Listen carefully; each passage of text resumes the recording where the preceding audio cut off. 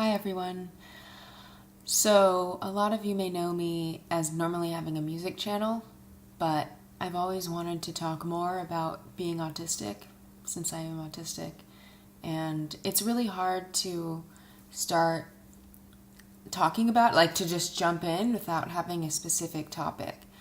But I figured I didn't want to keep waiting, and maybe the best time to say hi and do my little autistic introduction is just to tell you a little bit about me and to just be like, this is who I am and what I'm into, because trying to reduce like the various aspects of my personality and everything to, well, this is because I'm autistic and maybe I shouldn't talk about that because it's unrelated. It's too hard for me to separate some of those things because it's just me. And okay, I'm gonna tell you a little bit about me. I get tired really easily. Okay, I I hate talking so much. I hate it so much. I'm not good at it. Okay, so I am Chrysanthi.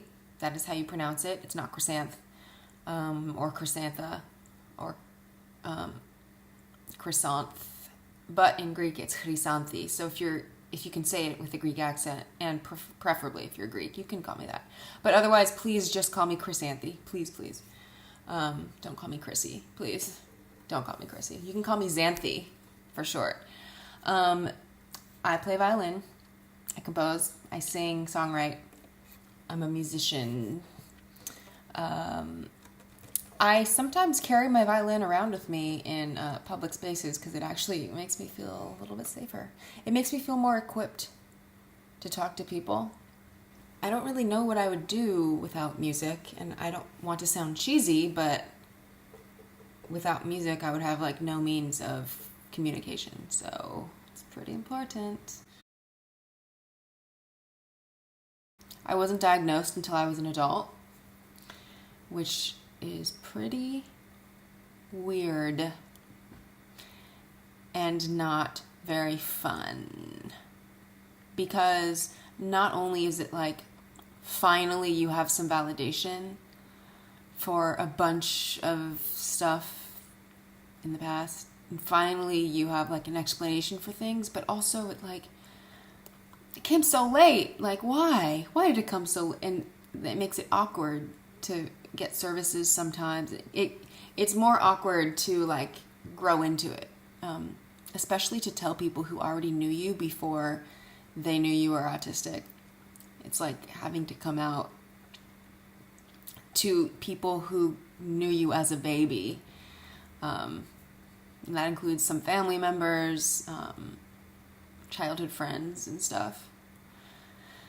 Coming out as autistic has mostly been really, really helpful for me, though. Like, super helpful.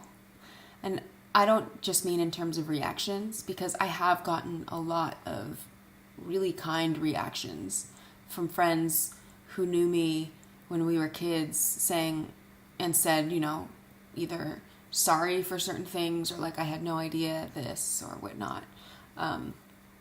But I can honestly say that my actual real friends never, I don't have many horror stories with friends, so I was very lucky in that regard.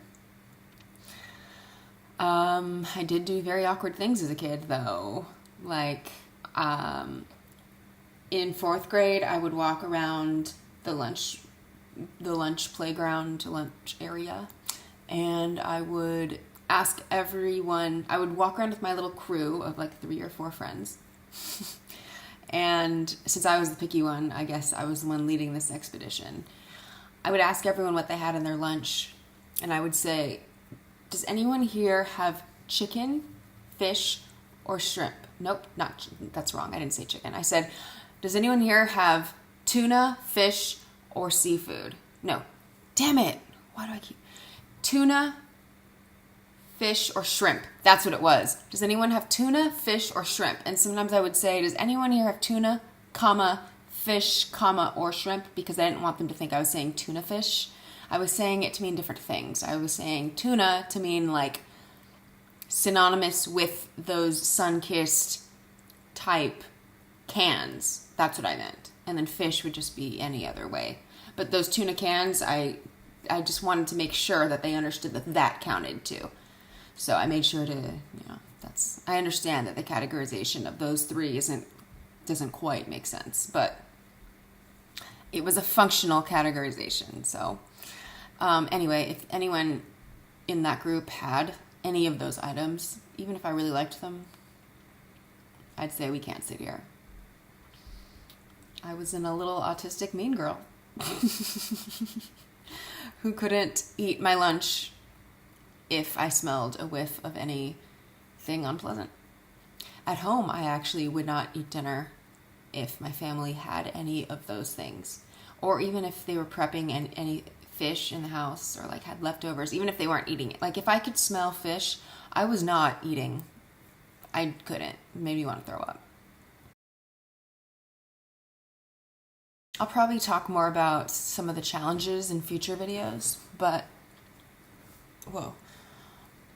suffice to say, some people probably have questions watching this. Maybe you don't, but maybe you do. Please ask them. I would love to answer questions because I'm sure they're questions that I've received before, so I'll be able to do videos about all of them. This is a totally separate section of my YouTube channel, I realize, because as I said, I'm a musician, but this is also a part of me. So I'm going to start talking about it because I can. Did I mention I'm really awkward talking and I lose my spot and there's all this other shit going on in my head and oh my god, why did this just bust? Oh my gosh, what was I doing? I don't even know what I was doing. I was talking and it's tripping me out because I'm looking at myself in my Mac photo booth app, and I know people say it's awkward sometimes that I'm clearly looking at myself when I'm talking, but I don't know where else to look because it's like right there. I'm so sorry for that email that just came in. I should also mention that I have ADHD. So I'm autistic, I have ADHD, and then some other things that aren't quite confirmed at the moment, but